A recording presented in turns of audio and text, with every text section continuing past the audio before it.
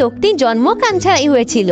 লোক যাতে তার মজাক না ওড়ায় সেই জন্য সে আলাদা আলাদা সময় নকল কান পরে থাকতো। অফিসে সে ভেড়ার মতো কান লাগাতো, জিমে ভাল্লুকের মতো, আর পার্টিতে বিড়ালের মতো। একদিন বাড়ি ফেরার সময় তার নজর একটা মেয়ের উপরে পড়ে, আর প্রথম নজরে সে তার প্রেমে পড়ে যায়। সে সাহস করে তাকে প্রপোজ করে দেয়, আর মেয়েটি ওটা অ্যাকসেপ্ট করে দেয়। কিন্তু প্রতিবার দেখা করার সময় সে খুবই ভয়ে ভয়ে থাকতো যে যদি তার নকল কান খুলে পড়ে যায় আর তার সব রাজ খুলে যায়। সে নিজেকে খুবই সামলে রাখতো, কিন্তু মেয়েটির কোনোদিনই কোনো সন্দেহ হয় না। কিন্তু একদিন একটা রেস্টুরেন্টে তার নকল কান খুলে যায়। সে দ্রুত ওটা উঠায়, আবার পরে দেয়, আর যেন কিছুই হয়নি এমন ভাব করে বসে থাকে। কিন্তু মেয়েটিটা হেসে কান খুলে দিয়ে বলে এতে কোনো দায় আসে না। কিন্তু তবুও আশেপাশে বসে থাকা লোকেদের অদ্ভুত চাউনিতে সে লজ্জিত হয়ে যায় আর ওখান থেকে পালিয়ে যায়। এরপর থেকে যে জিনিসে তার খুশি হতো এখন ওটাই তার খারাপ লাগতে শুরু করে। শেষ পর্যন্ত সে বুঝতে পারে নিজেকে লুকিয়ে বেঁচে থাকার কোনো মানে নেই, তাই সে নিজেকে সবার সামনে প্রকাশ করার সিদ্ধান্ত নেয় আর মেয়েটির কাছে চলে আসে। দরজায় নক করে আর মেয়েটি হেসে তার স্বাগত জানায়, কারণ সে এখন নিজেকে মেনে নিতে শিখে গিয়েছে। আর দুজনে হাত করে আর একসাথে থাকার সিদ্ধান্ত নেয়।